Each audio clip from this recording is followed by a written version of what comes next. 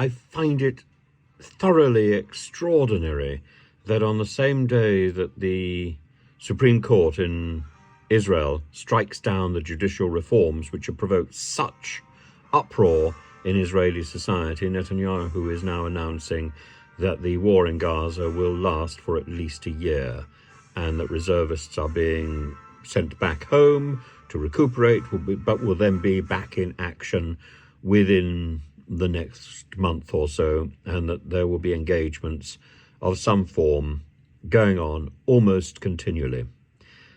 I think Netanyahu has made the decision that the hostages will not be rescued, that the hostages will not be returned. This must be an appalling recognition for those people whose loved ones have been seized by the terrorists in Gaza. It must be equally appalling for those ordinary civilians in the Gaza Strip who are facing the thought of a year-long catastrophe. And I think it's going to be extremely difficult for Netanyahu to hold together both his country, his government, and international opinion while he pursues this agenda. I think it's fundamentally wrong. I think he's fundamentally wrong. I think it's been wrong from the beginning. But the question really now is, number one, what alternatives were there? Well, I think there was an alternative, and that was to engage with international forces.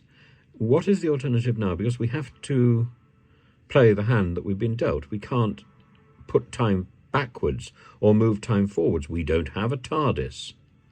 So what is the what is the possible solution to this problem now? The possible solution is for Israel to demonstrate its humanitarian credentials, and that means opening its gates to people who are in hospital who need hospital treatment, and Israel must offer superior hospital treatment to that on offer in the Gaza Strip.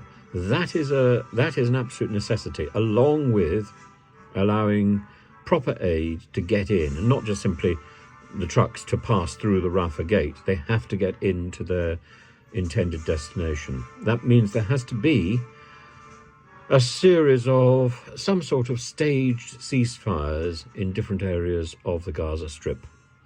I think that's the only way forward at the moment. At the same time, there has to be a protracted political action to try and engage Hamas in some form of political dialogue, some form of genuine diplomacy, to see if there's a way forward by talking to end this war. I think there probably is, but it will require engagement on both sides.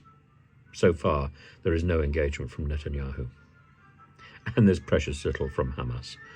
Hamas has to withdraw its threat to re-invade Israel, and Netanyahu has to rethink his ground offensive.